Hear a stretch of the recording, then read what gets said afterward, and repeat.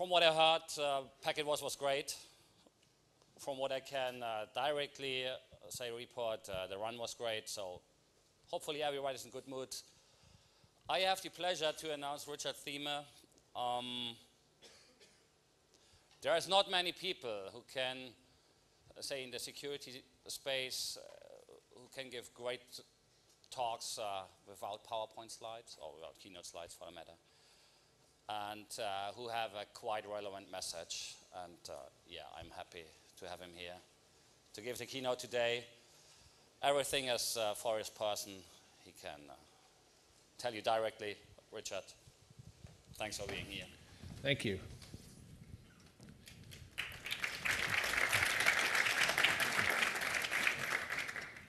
Good morning.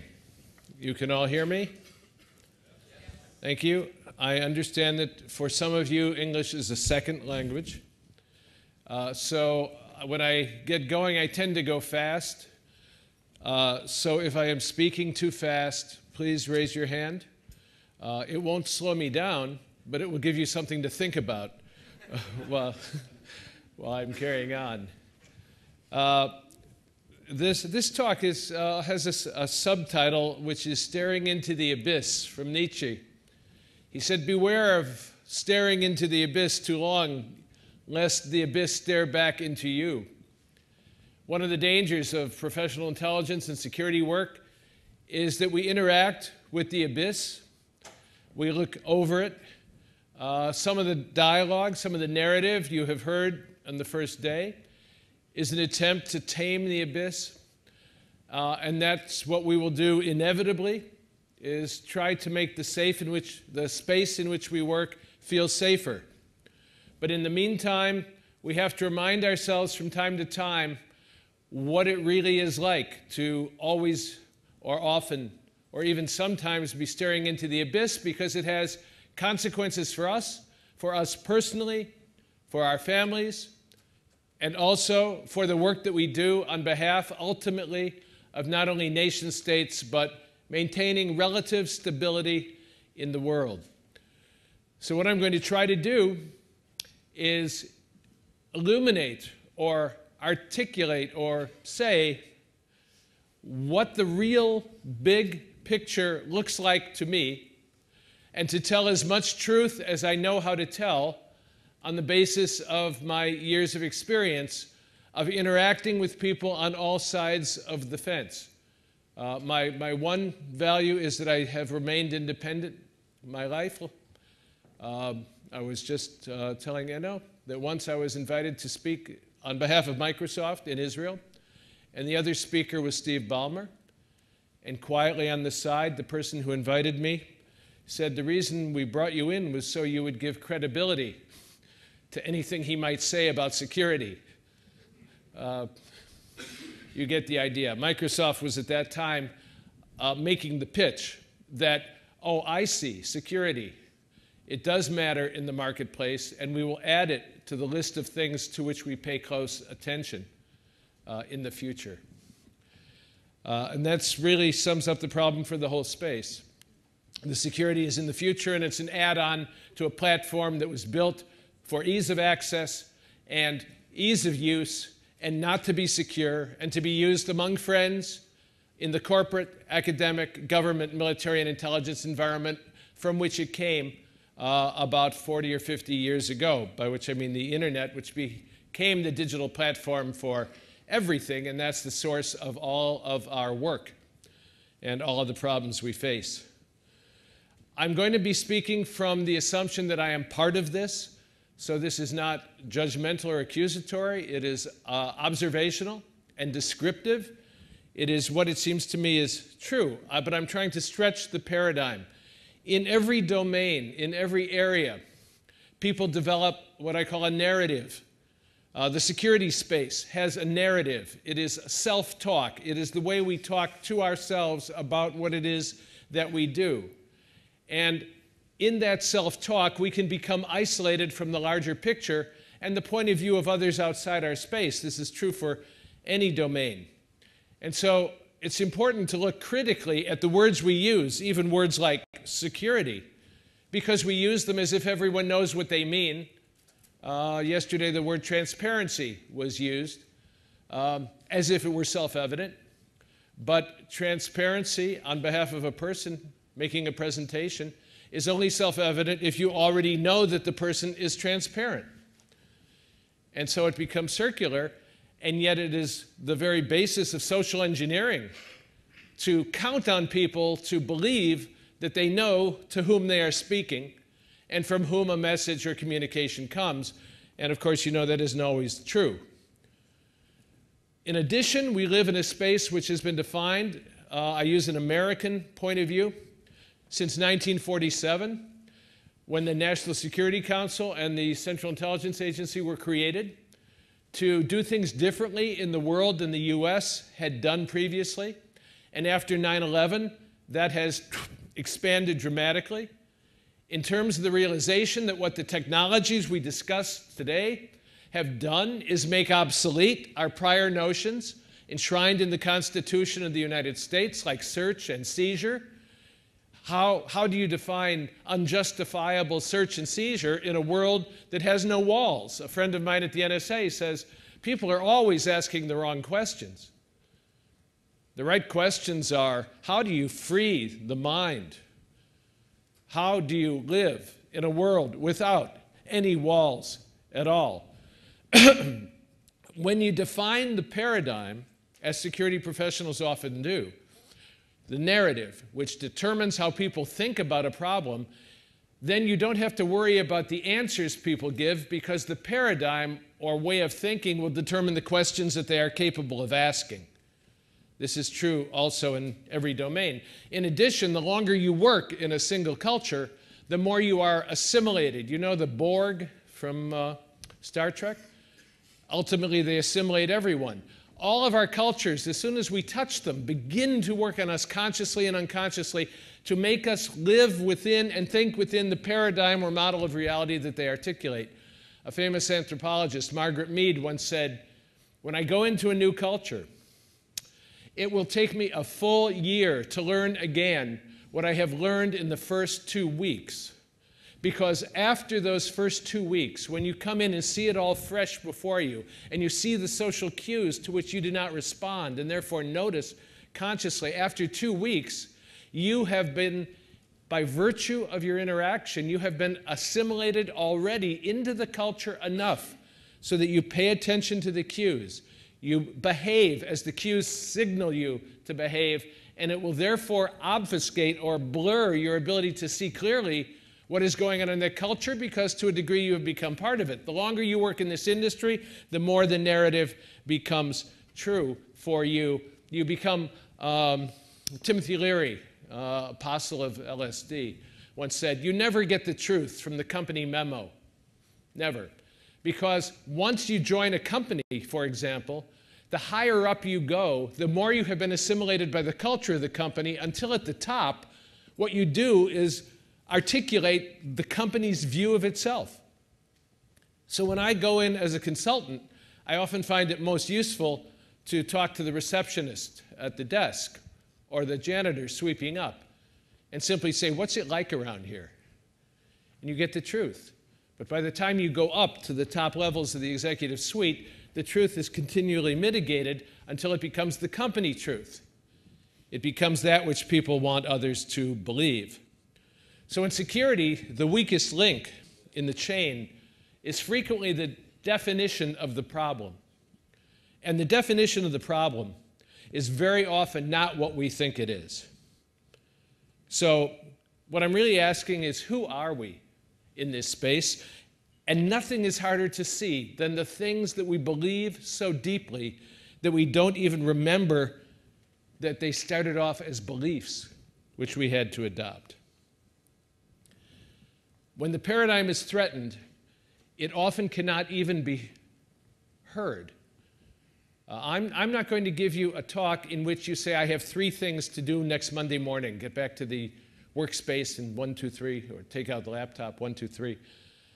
What I'm trying to do is create a way of thinking about what it is we do that will echo, and in future weeks or months, things will occur where you remember, hopefully, some of the things I said, and they will cause you to reflect That's my goal, to reflect differently on how you would look at it.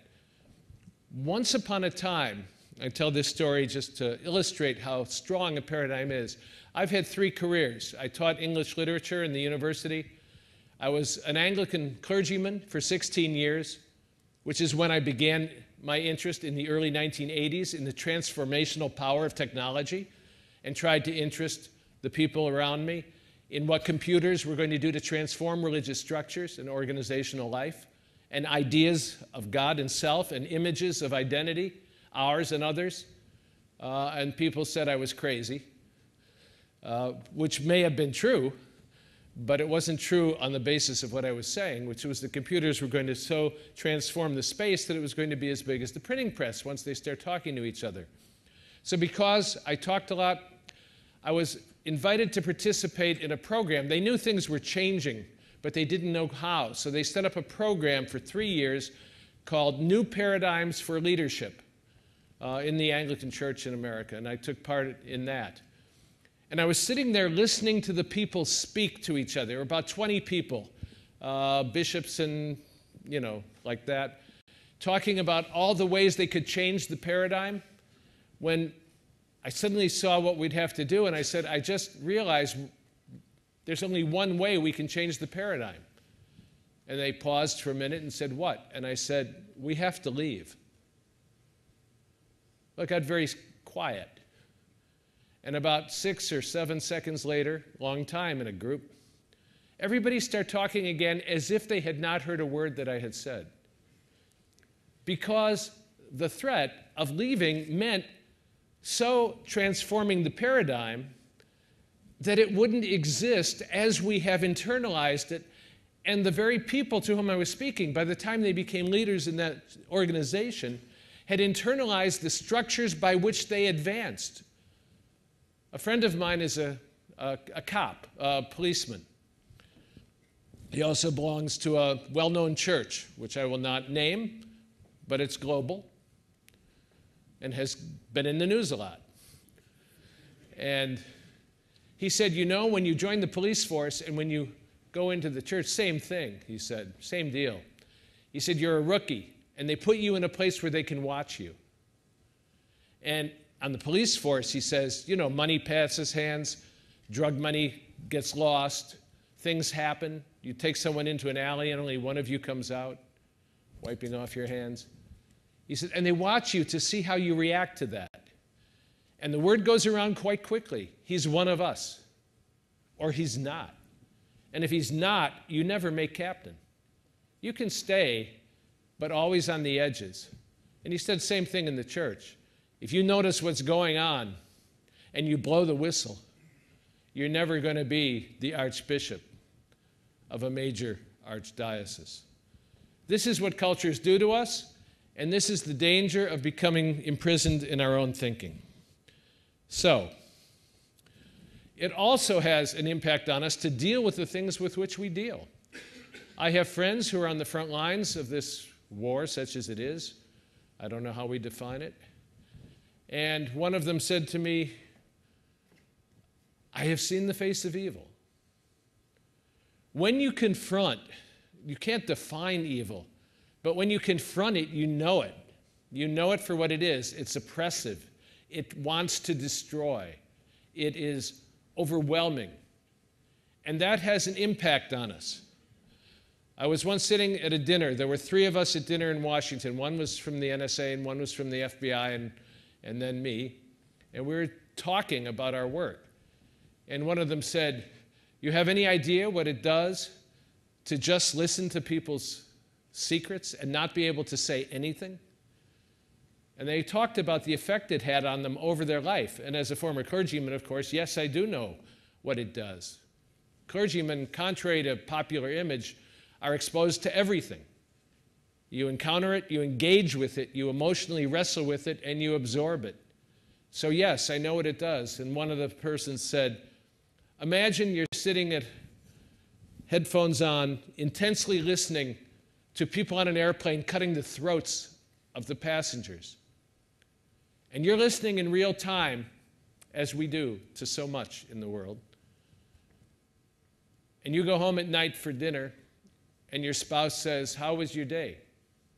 And the only thing you can do is say, "It was fine, dear." Well, it does have an effect on us to stare into the abyss. So it is taking that into account that the life, yesterday, Enno almost apologized for the emotion that powers this conference. And yet without his values, without his commitments, and without that emotional bias to make a difference in the world in which we live, we wouldn't act. That's what motivates us the most. And so I hope that when I get done, you will think a little differently about words like security and cyber war and defense. Okay. Now, discussions of security usually focus on statements about security itself. This is a condition that I call primary naivete. It is just taking the statements at face value in a literalist way. But to learn to understand the context, what I believe is called the Sitz im Leben of the statement, you have to know the context, the deeper context. And I find most useful knowledge comes from turning context into content. Context into content. Now that may sound abstract, so let me give you an example. We have an American guy named Eddie Bernays back in the 1920s. Is the word public relations commonly known? Eddie Bernays invented the phrase public relations. He was an advertising man, and he wanted to give it a better twist, so he invented public relations as the first act of public relations. He was always focused on the context. So when, for example, publishers came to him and said, "We want to sell books. We need to sell more books," he didn't just advertise "buy books" or "this book cover." He called together leading intellectuals and said, "Is literacy important to a culture?" And they all said, "Yes, absolutely." So he said, "Will you sign a statement to that effect?" And they did. And then he called a meeting of architects and builders and construction workers and put them together and put the affidavit in front of them and said, "Do you see this? Will you participate in making America great through literacy?" And they said, "Of course. What do we have to do?" And he told them.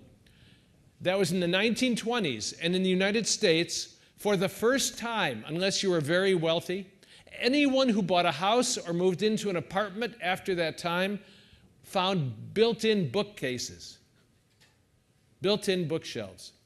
And when you see a built-in bookshelf lining your wall, what do you put on it? Books. So what he did is create a context which invisibly and unspoken invited people to do that which was the intention of the publishing industry, which was to sell more books. Well, security in the real world is like that too. If we can see the context in which we work, it will transform into content, and then we can think about it and manipulate it. The bottom line of security is what works. What works? I once went to the Zen Center in San Francisco, and a Zen Buddhist monk came out, and he came forward and he bowed like this. And everybody got up, because you're supposed to, and bowed. And he said, "Do you know why we bow here at the Zen Center?"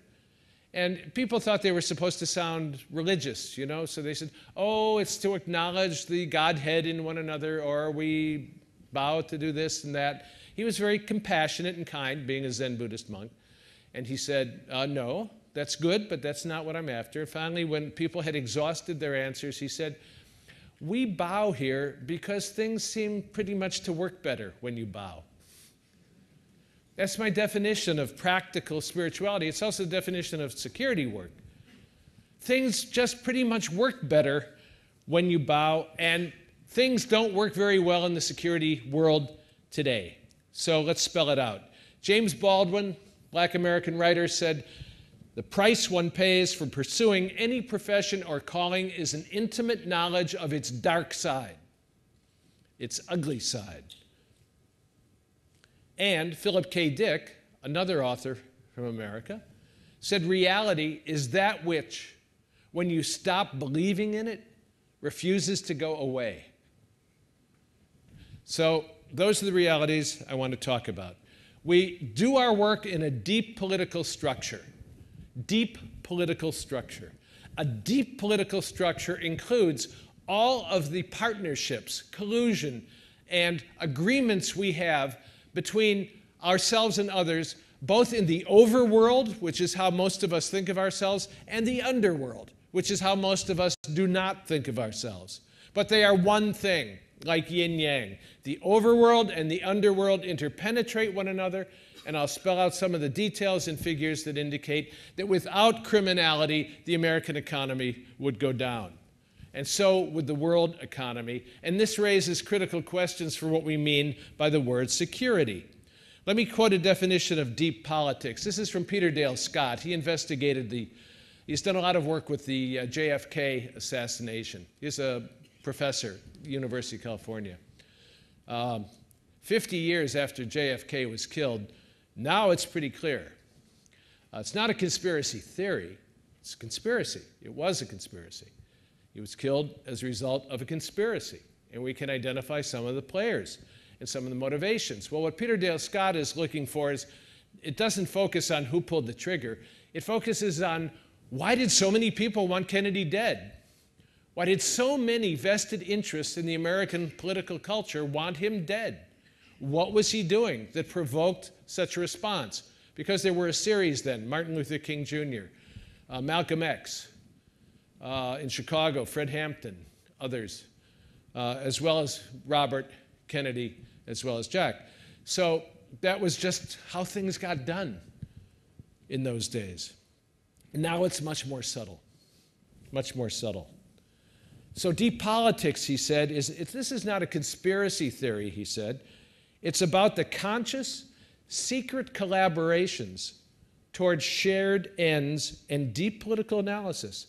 And the study of all those arrangements, whether or not we're aware of them, and they're deliberate or not, which are usually repressed rather than acknowledged. Repressed rather than acknowledged. Now, this is true in criminal structures. I grew up in Chicago. There was no question in Chicago that the only way you did business, I have lots of stories. I worked with the political structure growing up. I don't think I was ever asked to do something legal. Not once. I worked with an alderman. If he had 4 ways of doing something, and 3 were legal, and 1 was illegal, he would do it illegally to maintain his integrity. That's the kind of guy he was. So there was a constant interpenetration. This is true with the intelligence community as well. In addition, I have been part of an effort, ad hoc, outside, to have an effect on some aspects of the intelligence community by raising questions of ethics. So a number of us get together and talk about those issues and try to make some difference that can be taken inside the fence. This is something I wrote in the course of that investigation. Information security as one task, both offensive and defensive, of the intelligence community sanctions breaking foreign laws in every country, including, of course, yours, while prohibiting similar activities on American soil. But simple distinctions of foreign and domestic no longer hold. It's much like in biology. I speak about biohacking now and the porting of hacking methodologies and perspectives into the biological sphere. I do a whole talk on that. And we can no longer use the terms natural and artificial as if they make meaningful binary distinctions. Well, in the same way, we can't say foreign and domestic. Why? Because the structures of our society are determined by the flow of information within it. And that shapes our social interactions and our cultural interactions and our very identities as we unconsciously assimilate how our technologies determine we will think and act and behave. And that is why when you go through a transformational period, all of our prior ways of relating to one another and to ourselves go liquid. It's like holding ice cubes that go liquid, and the liquid drips through your fingers. And they will coalesce again on the other side of the transformational motion. but in new forms that determine and pattern different kinds of interactions and different kinds of thinking. So when you're talking about intelligence and intelligence work, you have to factor in that the very boundaries around your definition, which you think of as a nation or a nation state, have gone liquid.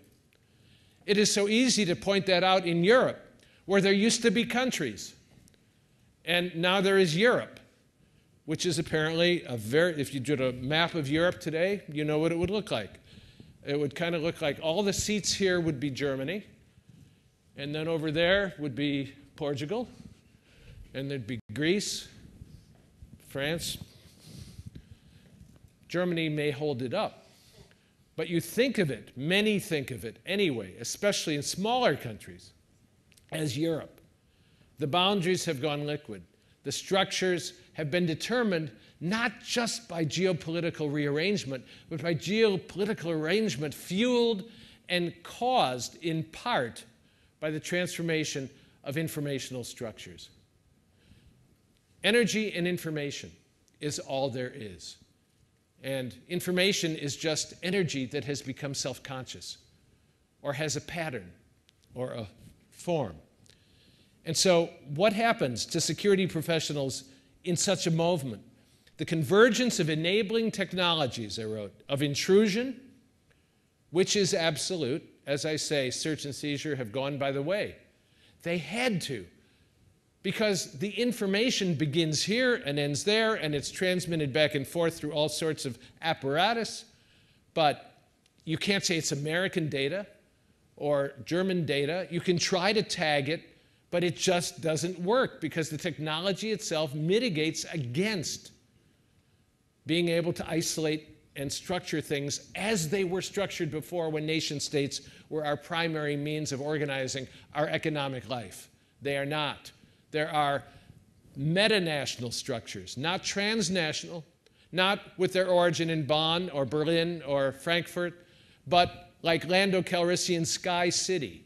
They float above the earth and they operate in the earth, but their point of reference is themselves. They are oligarchic, they are metanational, and the nation states are maintained as the functional units that still do important things. But in terms of the decisions that are made that determine what happens to you and me in our lives, that is not necessarily where political action takes place.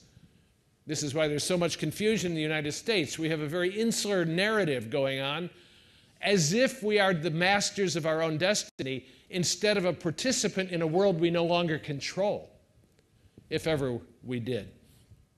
So, enabling technologies of intrusion, interception, combined with a sense of urgency about the counter-terror imperative, and a clear mandate that came down from our leaders to do everything possible to defeat an amorphous non-state entity defined by behaviors rather than boundaries, or borders, or even a clear ideological allegiance, this has created an ominous but invisible and seemingly inevitable set of conditions that undermine our previous cornerstones of laws and ethics and even religious traditions. Therefore, security professionals exercise an implicit, not explicit, but implicit thought leadership by virtue of creating the structures of safety that bind and inform society and civilization. Your real charge is not to defend and protect a nation, which is how someone in the States might have thought of it when they went into it, but to stabilize a world that is always on the verge of threatening to become chaotic. You are thermostats in the global homeostasis that is designed to function like the intelligence community itself, in the trenches where it exchanges data that cannot be limited to national origin, to maintain a sort of rough equilibrium in the world. What is the ultimate goal of security? It is to tell people with hope as well as assurance that the world in which you wake up tomorrow will be recognizably pretty much like the world in which you went to sleep. That is the goal of security, to maintain relative stability. And yet we think of it so often as an us versus them, as good versus bad, as the other guys that we're fighting. But who is the enemy? Well, let's take a look at who the enemy is and see if we can define who the enemy is with a little more precision. I said that in 1947 we created the National Security Council and a national security state in America, which has become a pattern very much for much of the world. You have your own. There is a secret world, a hidden world, that operates in response to the terrorist attacks of 9/11. 3,500 people died. I don't make light of that, but I will point out that that is small compared to many other events. Well, that secret world has become so large, so unwieldy, and so secretive that in America we no longer know how much it costs. We don't know how many people it employs. We don't know how many programs really exist within it. And we do not know how many agencies do all of the same kinds of work. Do you know there are 1,271 government organizations and 1,931 private companies working on programs related to counterterrorism, homeland security, and intelligence, and they are in 10,000 locations across the United States of America. There are 854,000 people. That's about 1.5 times the number of people who live in Washington, D.C., who hold top secret security clearances. In Washington and the surrounding area, 33 building complexes for top secret intelligence work are under construction or have been built just since 9/11. Many security and intelligence agencies do the same work. They create redundancy and waste. 51 federal organizations and military commands operating in 15 U.S. cities track the flow of money to and from terrorist networks. Analysts who make use of documents and conversations obtained by foreign and domestic spying publish 50,000 intelligence reports a year. So many reports that many of them must be ignored because no one has the time to read them. Now, I don't make light of what people have to be dealing with when we do this work. We want to know everything in order to control. That's what cybernetics is it not? Control systems that enable us to turn the world into an image of technical control. Now, I have to tell you also one of the effects this has had on me. I've done a lot of writing, and if somebody asks a good question, they'll get my nonfiction book, Islands in the Clickstream. And about 8 or 9 years ago, a friend at NSA said, you know, all these things we discuss with you, you can't talk about them or write about them. He said, the only way you can tell the truth is through fiction. So I start writing fiction. So in the last 7 or 8 years, I've published about 35 stories, and I'm now in the middle of a novel. Should be completed this year, called Foam, you know, quantum foam, adjacency of conscious entities to one another and the transfer of energy and information among them, a simplistic concept. Anyway, this came out last year. I have a few of these. You can get this electronically. I was told to make this a very soft pitch, right? So you can get this electronically in all the forms in which electronic text is available, Amazon and all the rest of it, at half the price. But I have a few in print if you want a signed copy at a very, very reasonable price. It's called Mind Games, and the first story in it, called 0 Day Roswell, it's about hackers, it's about spies, it's about UFOs, it's about consciousness and states of consciousness. It's about non-consensual realities is what it's about. In the first story, I got a wonderful response that mattered a lot to me. Another friend, different guy at NSA, called up. He said, this story is terrific. He said, I was laughing my head off. Do you know 95% of this story is true? But then he said, but you have to know which 95% in order to have the key to the code. So I string together and try to integrate my insights based on conversations with multiple people in multiple situations to put together this picture. The amount of money we spend in the United States alone is just astonishing on intelligence and military work. It was about 25 to 29% of budgeted expenditures, 38 to 44% of estimated tax revenues in the United States. And yet the recent conversation about how to cut costs because we've gotten so out of control, didn't involve that sector in which almost all of our spending, or most of it, takes place. It is so big. I remember a conversation. We have a wonderful guy named Bob Abbott who recently died, did wonderful work for years in security and intelligence. And somebody said to him during a conversation, I get it. I know who you are. You're a spy. And he said, no, spies work for me. Spies work for me. You cannot separate security and intelligence from this vast dark cave in which it takes place, the world of gray and black operations, military and intelligence work. It is a world within the world.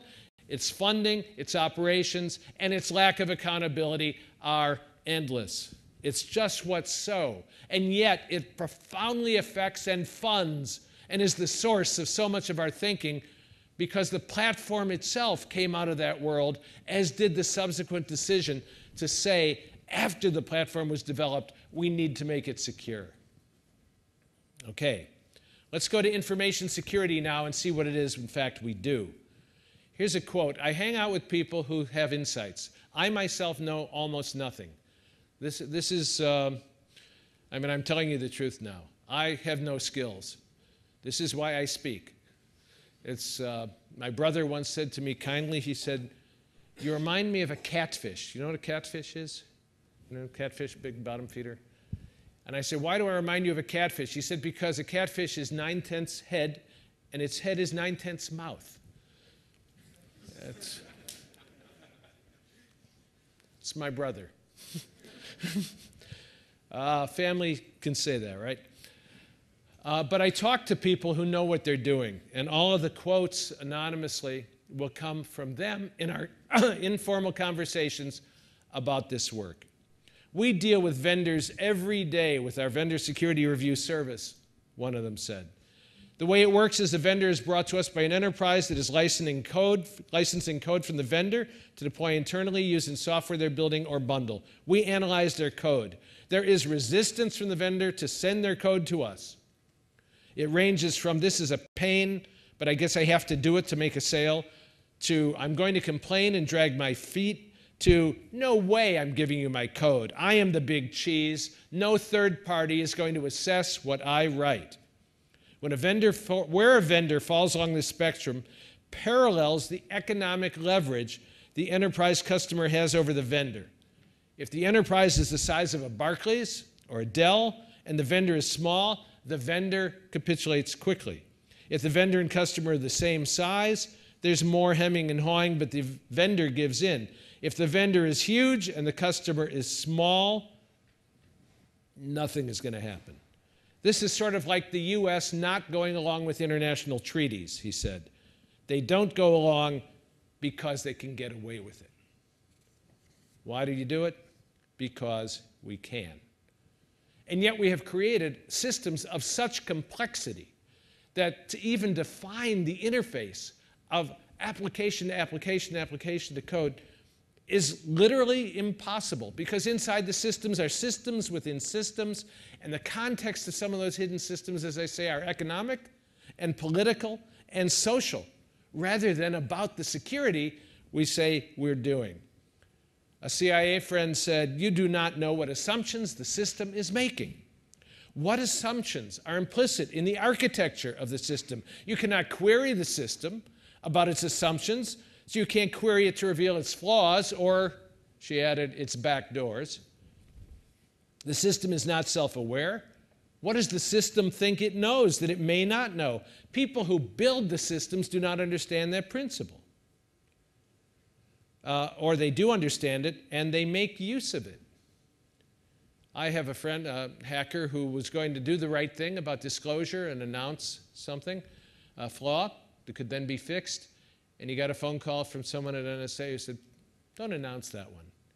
That's so useful to us. Just wait. You either use it or you don't know about it. The environment in which the logic is running is an unknown. From a security standpoint, this means the whole environment needs to be audited too. It is not a good idea to use new environments for security critical code. When PHP came out, people rushed to it because it was easy to use. But look at all the problems that came down the road. You cannot use PHP and have security, period. You can't do it. So who is the enemy? Well, you're beginning to see the enemy is us. The enemy is the way we talk about doing security and what it is we think we're doing, when in fact, in context, we may not be ensuring security at all. At last year's Black Hat, one of the joys of my life has been going to conferences like this. It's where I learn so much, and I've been speaking at DEF CON for 15 years now, which is some kind of record probably. And a longtime friend, I've watched them change from hacker handle to well-known person at DOD or CIA or NSA. It's wonderful watching the boys grow up. And I made that pitch years ago. I said, for God's sake, you want to hack? Come inside. Hack your hearts out and get cover. Do all the things you do as a hacker, but do it on behalf of, quote, us. And that's where the best and the brightest are doing their work now. So a friend of mine and I were standing there looking at the vendors. You know what the vendor space looks like? If you've been to RSA or some other large conference, you see nothing but booth upon booth upon booth upon booth, little chocolates, little pens, little cubes, little gifts, and booth bunnies galore, sitting there like chanteuse on a piano. To entice you into some security vendor's lap. Anyway, we're looking at all those vendors spread out across this huge, vast space, and he says, do you know what? He said, not one of them, and he knows each one. He's not generalizing from nothing. He works inside. He said, not one of them delivers on what they promise. And what they promise is to make an enterprise safe. And they do not and they cannot do it. They cannot protect the enterprise. We identify the threats that we can fight, not the threats we cannot fight. Years ago at Computers, Freedom, and Privacy, Neil Stephenson wrote Cryptonomicon, put a big pie chart on the wall. He said, let's look at what cavemen were afraid of. And the biggest part of it were like hyenas. But there was nothing for ice. There was nothing for bacteria. Eventually, what took the cavemen down, a lot of them, were bacteria and ice. But they were all worried about hyenas or saber-toothed tigers because that's what they knew and were frightened of. So they built their defenses against the threats they thought they could fight and feared the most. In Vietnam, we developed extraordinary electronic sensor networks to determine how many kills there were, determine what was happening.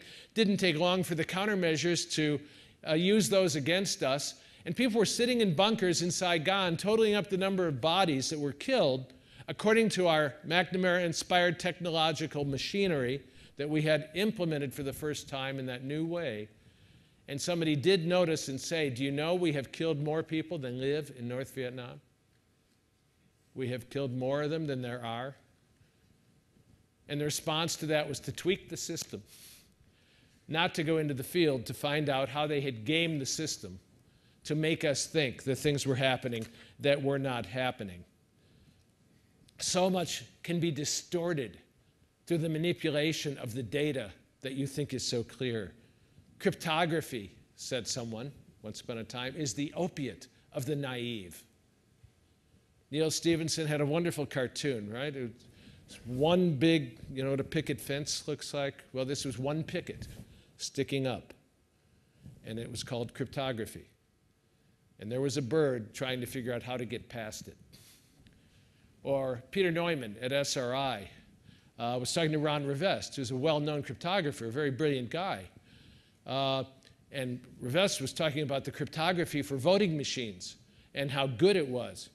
And Peter Neumann said, that may be, but the whole system itself is broken. And he said, that's not my concern.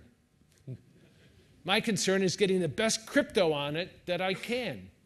As if the broken machinery and the manipulation of elections in America, as if we needed a new way to do it, was unimportant. Security vendors sell solutions that address our fears, real and imaginary. They sell tools that can do what they can do, and they cannot do what they cannot do. Antivirus, as you know, stops maybe if it's good, 80%. Of course, it can only stop things for which signatures have been written, which are those that are known and not those that are unknown until they become known, right? Making security powerful and invisible to the user is not the first imperative. It's a quote from a friend. I remember blank laughing at the ATM and other embedded device code he was looking at because it was so simple and easy to exploit. My non-expert opinion, I would say the cell phone stuff is even easier. And we saw that up here yesterday. Do not do anything important, including ordering milk on your smartphone. Do not. So, a fellow at CIA said, so, is the Internet of Things going to be a repetition of 1990s C code over again?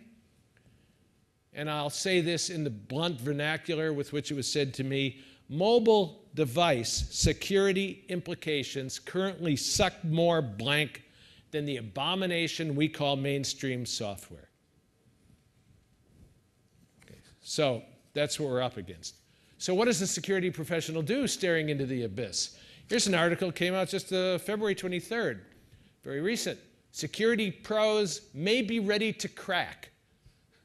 Security pros may be ready to crack. Under growing pressure, security pros may be ready to crack up.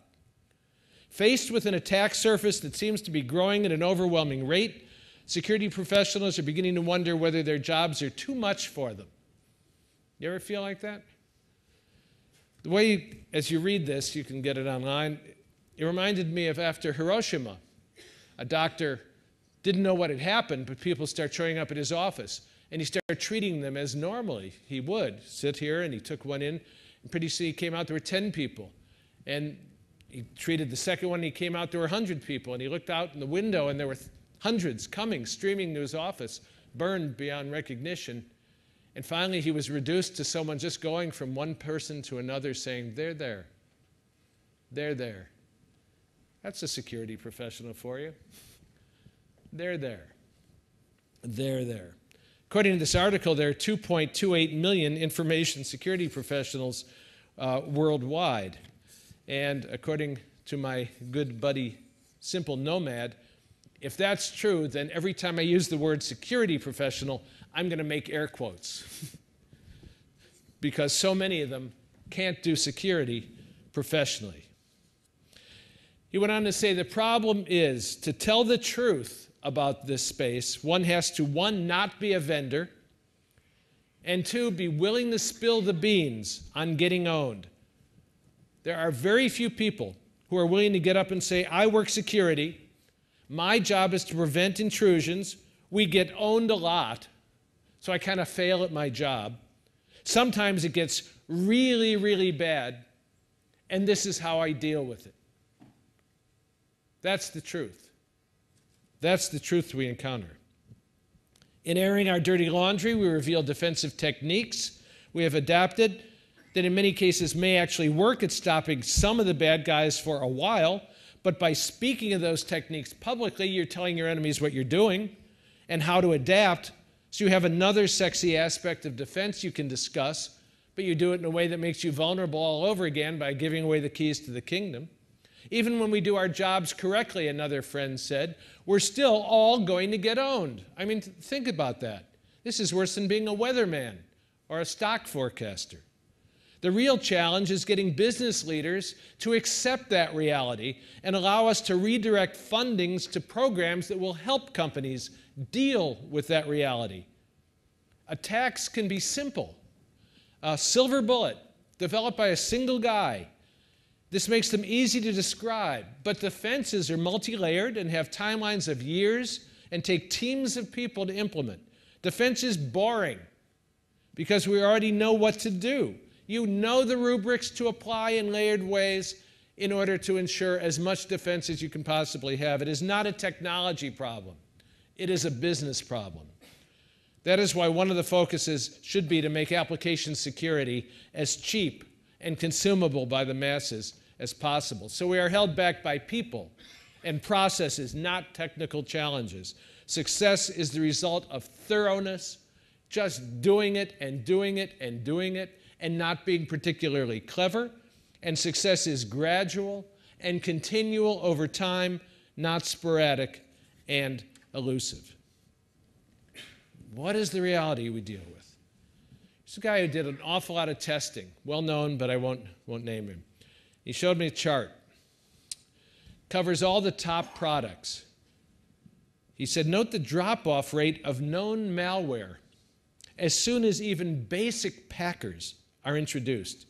Toss in custom malware, which is obviously a mainstream reality now, and the effectiveness rapidly approaches 0%. It's not a question of whether or not it doesn't work well. It's a question of how poorly does it work. 10%?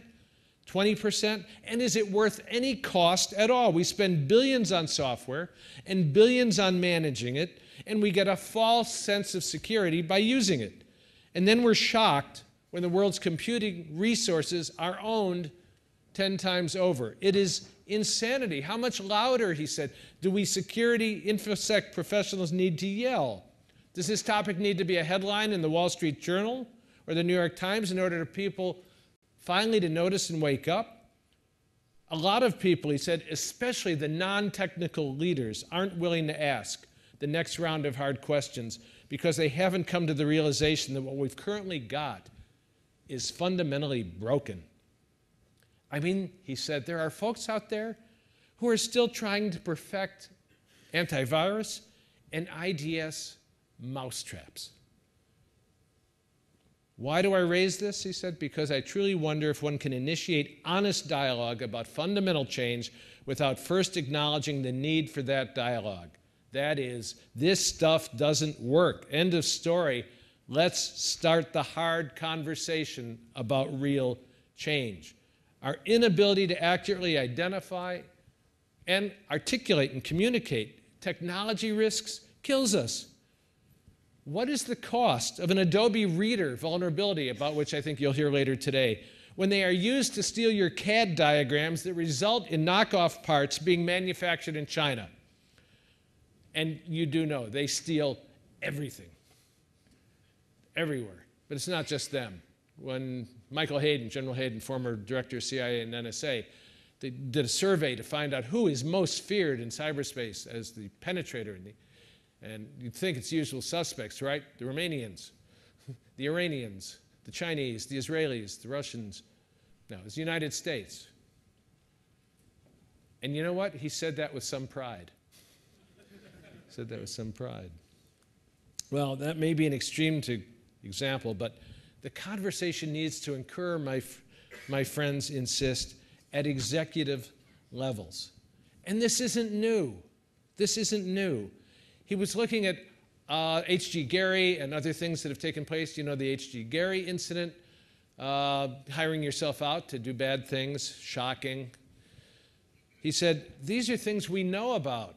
Software security problems and all sorts of goods and services, check. Greater societal dependence on our technologies, check. Greater complexity, check. People selling 0 days to God knows who for money, check. Professional development of digital weapons, check. A black market economy in attacks, check. Industrial espionage, check. Leaked information, targeted information, traded information, check.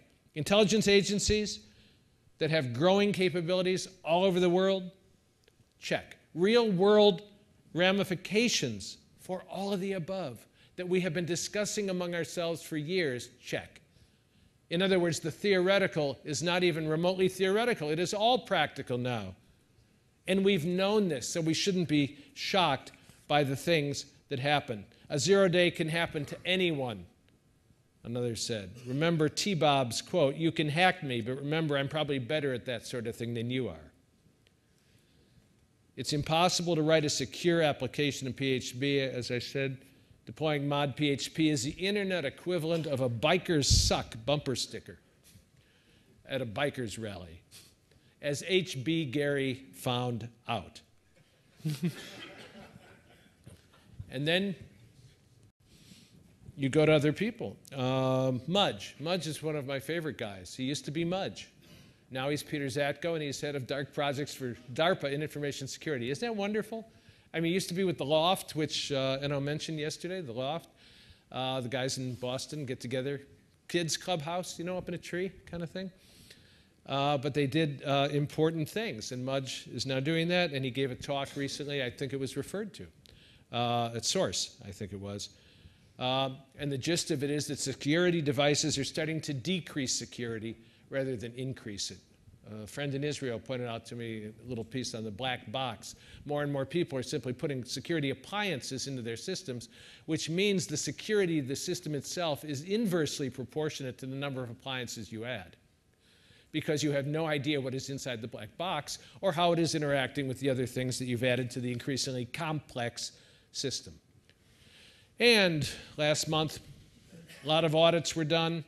In more than half, both internal IT security and external auditors said the companies failed or had serious deficiencies in security compliance. You know, we make a joke out of, well, check the compliance box, but over half are not even doing that. And more than half say they're employing encryption purely for compliance reasons. They don't necessarily understand it, how to use it, or as I said, implement it. The complexity is mind-boggling. And at the top level of the cloud director, I mean, it's a friend who wrote to me recently. He said, I just proofread a new Usenex booklet by VMware engineers about their cloud offerings. The complexity is mind-boggling. There are so many interlocking components. At the top level is the cloud director, below it is the vSphere, which the engineers described as requiring 3 million man-hours to design and build. Maybe it's possible to get ahead of these things, but you have to think outside the box. You cannot think within the narrative that we customarily employ to talk about our work and get the work itself done. It's a paradox. It requires serious investment in people who have a clue. Seasoned, experienced security professionals are the critical key component in all effective security systems. What does that look like? I was at the Pentagon once to do a talk, and I was at the NOC, and the guy who runs it, very idiosyncratic. I won't talk about the different kinds of software he used, but it wasn't one you would think you would use, but he knew exactly how it worked. We're standing over on this side, and people are at various computers, and he says, just a minute, and he looks, and he's looking at the screen I can't even see, and he goes over, and no, that's okay. That's what it looks like. You know the system so well that you detect anomalies.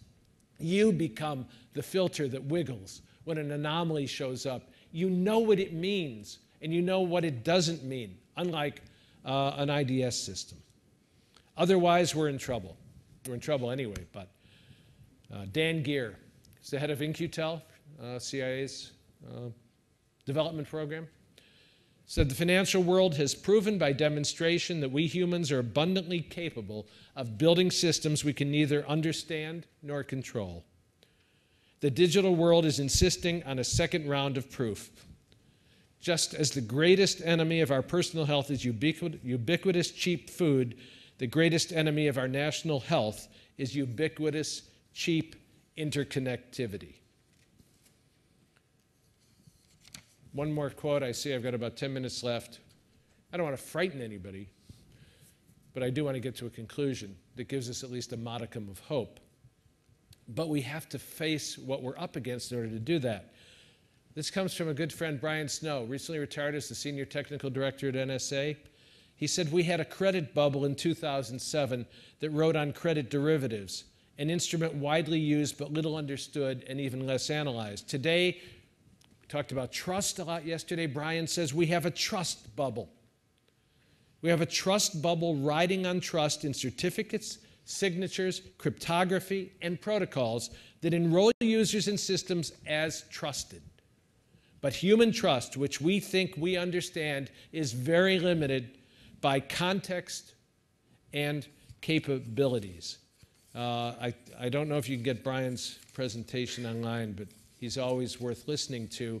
And he cited then both General Hayden, who raised this serious question about computer security: is defense possible? At a recent conference, he said, I was struck by this question: would it be more effective to deal with recovery than with prevention? In other words, is the web so skewed toward advantage for the attacker We are reaching the point of diminishing returns for defending a network at the perimeter or even beyond, and should now concentrate on how we respond to and recover from inevitable penetrations. In other words, if you know you're going to have an earthquake and a tsunami, don't build a seawall that's 3 feet tall. But focus on what you're going to do to keep people alive after the wave recedes. The people I talk to inside, when they talk out of their anxiety, are frightened because they know what can come at us, and they know that power, by virtue of the transformation of our structures, has given the ability to do what can come at us to fewer and fewer people. It does not take a nation state to launch an attack. That some person decides the upside is better than the downside and is willing to bring America to its knees, and it would be on its knees without electricity and food and water and financial systems and other things, which is what a significant, concerted, well-planned, strategically devised, and well-executed cyber attack would result in. And the people inside tell me, and we won't get back up from that, like in Japan, in a week. It'll take at least 30 days. And as my son says, we're only 3 meals away from rioting in the streets. We know it. Brian cites this guy, Sami Sajari, who made a presentation to our Congress, and he said the U.S. is vulnerable to a strategically crippling cyber attack from nation-state class adversaries. It controls our real-world critical assets. It's a legitimate part of our territory. We must now provide for the common defense of that enterprise. That was 2007. I think this is 2011.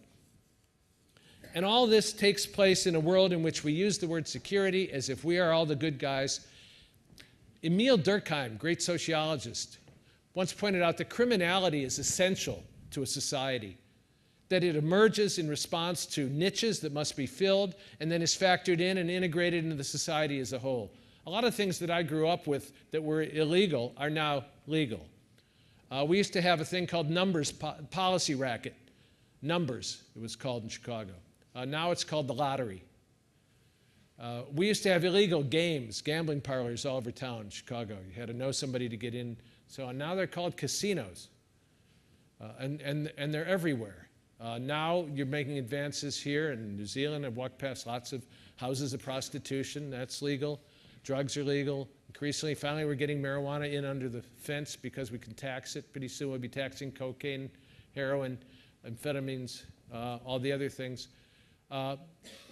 Increasingly, we integrate and subsume the things we're dealing with. So one of the things we ignore is who is one of the leaders in information security as an industry that tells you what's critical to do. The financial services industry, banking, global banking is in the lead.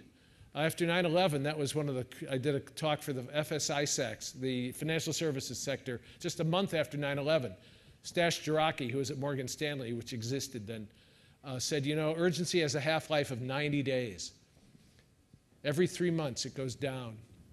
And our willingness to do what we now see and the urgency of the trauma is necessary, that too goes down. But he was working for banks that were creating massive insecurity in the world. See, this is the paradox. And this is why I encourage you to keep the bigger picture in mind. Who are we defending? And who is the enemy? 3,500 people were killed on 9/11. That's not good. Over 35,000 have died in the cartel wars coming out of Mexico over the drugs.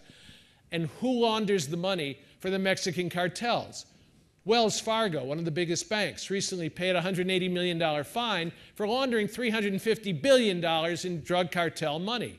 They're not alone. All of the global banks do it. And the statistics are really daunting when you look at Bank of America and Citibank. And of course, it's not just those banks, it's Swiss Bank. UBS just paid a fine of $1 billion. Swiss Bank paid a fine. Barclays paid a fine. Royal Bank of Scotland, Iceland went up in smoke. All criminal enterprises. All criminal enterprises creating, as we ought to know, as you ought to know here, how many billions have you paid to bail people out? Who's the enemy? Who's the enemy? In America,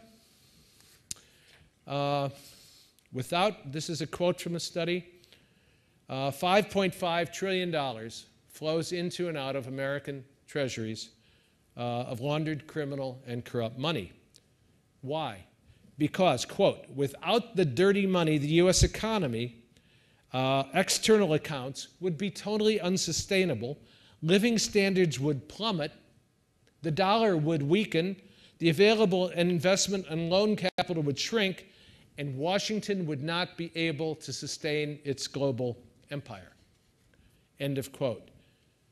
In other words, the money laundering business is not carried out on the side. It's carried out as part of the global financial system, which then comes to us and says, you must develop secure ways of doing these transactions so that criminality does not hold. And this forces us up against a very tough decision. It's like the guy who came to me once, waited till everyone left, and he said, what do I do with this ethical issue? This is back a ways. So this is toward the end of the 90s. And he was with Army counterintelligence, and they went to Haiti with secret mission, operational mission, to interdict a supply line for cocaine coming to the United States through Haiti in the 90s. And there was a lot of political chaos in Haiti, duh. So he was worried that their mission wouldn't get accomplished. And then he heard that a close associate of the president's was coming down, and he felt really good because he thought he was coming down to make sure the mission got accomplished. And imagine his surprise when he found out he was coming down to make sure the supply line stayed open, that the cocaine continued to move. You know, let's stop lying to ourselves about what it is that is the nature of the global economy. It is our job as security and intelligence people to sustain by maintaining, as I said at the beginning, rough equilibrium, to be a thermostat that provides some kind of stability. It is transglobal. It is metaglobal. It is beyond national borders. It is about making the world a relatively safe place in which to function. And it would really help if we begin by telling ourselves the truth, as those security professionals I quoted are begging us to do, so that we can begin to address the real fundamental questions in order to make this happen in a way that makes some kind of sense. Observe yourself. Observe yourself in the act. This comes from a profiler at CIA. She said, this is what I learned to do. Notice yourself jumping to conclusions in thought or word. And once you see that, say, wait, stop, interrupt, backtrack, ask, is this really true? Or does it just seem true? Is it something we have said so often, we have all come to believe it so deeply we don't even see that it's a belief? Is it real? Is the only way to change the paradigm to leave it and reconstruct something else? I left because I heard what I had said, and I reconstructed a new identity and a new life 18 years ago, and I've never looked back. Building on the foundation, not rejecting, but building on the foundation I had built. Ask yourself, how do you feel about thinking that way? What is it you are saying? Stop from completing the loop too quickly. Who are you to know that, to think that, without sufficient data? Who does not fit the pattern? In other words, be mindful and vigilant. I see that it's done. Be mindful and vigilant. Mindfulness means as supremely conscious as you dare to be. Because what this work confronts us with each day is not what have we done or on whose behalf have we done it. The enemy is us, but also the victory is ours. If we admit the yin-yang, the black and white, the mixture of good and bad, the overworld and the underworld, the interpenetration of all the things, even those we say we conflict with and want to defeat, and how much they impact on us. The real question, always to ask ourselves, who are we? Who are you? What are you doing? Have you got the courage to be honest with yourself and your colleagues and your bosses in ways that somehow enable you to keep your job and not be outed as a whistleblower, and still move this enterprise toward those goals which originally attracted us to doing this work? The intelligence professionals, the security professionals, doing this work for some of the right reasons as well as all the other reasons we do things. Just think about it when you encounter different situations in the weeks ahead. Thanks so much for your time and attention. It's a privilege to be here. Thank you.